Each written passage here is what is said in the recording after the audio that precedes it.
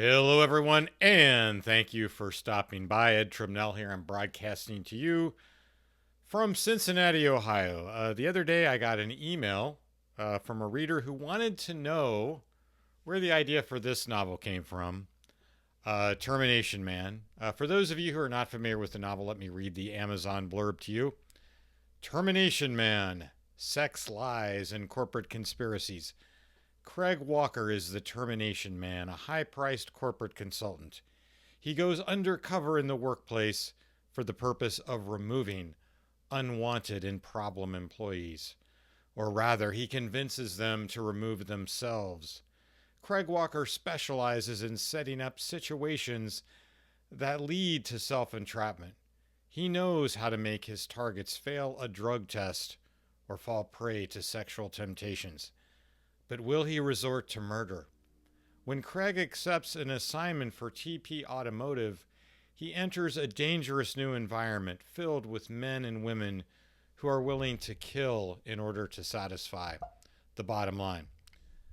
Now, while this is a work of fiction, it is based on an actual HR practice. It's highly embellished, and I'm going to explain that in just a moment. But it is not completely. The premise actually has some roots in reality, based on what I'd seen. I've spent about 20 years in the corporate world, mostly in the automotive environment. And this novel, as you can see, is set in the automotive industry.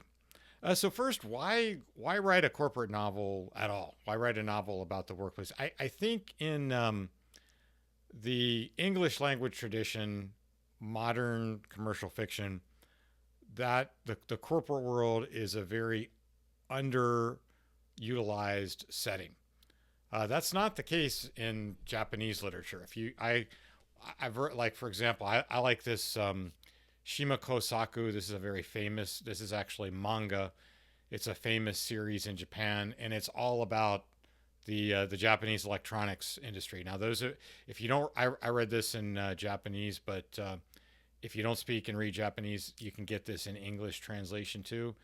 Very entertaining, and it's all set in the corporate world. I like stories that are about the supernatural, UFOs, police procedurals, and so on. But there's a lot of drama in the corporate world, absolutely.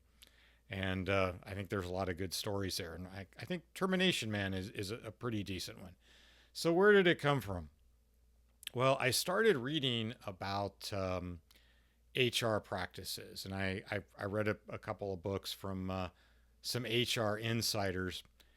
And one of the things that they told me was that you, as an employee in a corporate setting, you do not want to be completely open and trusting with HR. You know, HR professionals will come to you as if they're your friend, but they actually represent. HR professionals do not represent you; they represent the company, which doesn't mean necessarily that they are bad people. It just means that you should be always aware of who they work for. They don't work for you; they work for the company, and part of their role is to look for violations of corporate policy, and that can, of course, lead into all kinds of things.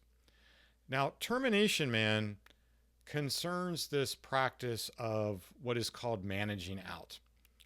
And managing out is basically a means by which a corporate employer will convince an employee to quit without firing him or her. Because if you fire an employee, it of course differs on the particular state you're in. You know, there are right to work states and so on, and some states where the laws are a lot more in the employee's favor. But generally, it's kind of a hassle to fire an employee. So if you can convince the employee to quit, that's a much better way to go about it. So one of the ways that companies will manage people out is they'll change their job description so that it's either they're either bored or they're overworked or it's unpleasant, and many times the employee will remove themselves, and that'll save the company all kinds of hassle and often expense.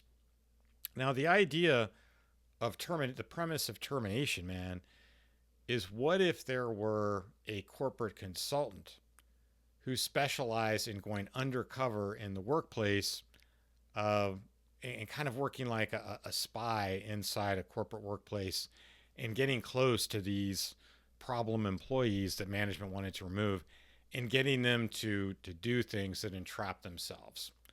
And and then of course it go is you might have gathered from the blurb, it goes a little bit too far. So Termination Man again it's based on my experience in the automotive industry.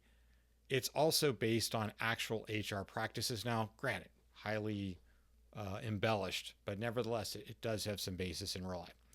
So if you like corporate novels, it's uh, in the English language commercial fiction. Joseph Finder, who is an author I like, has done some corporate novels. If you've read his work, I think you would probably like Termination Man. But if you're interested in a kind of a suspense drama set in a corporate setting, you might give Termination Man a try.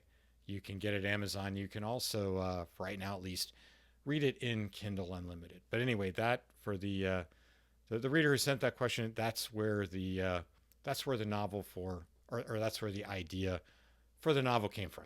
Anyway, thanks for tuning in, and I will talk to you again soon.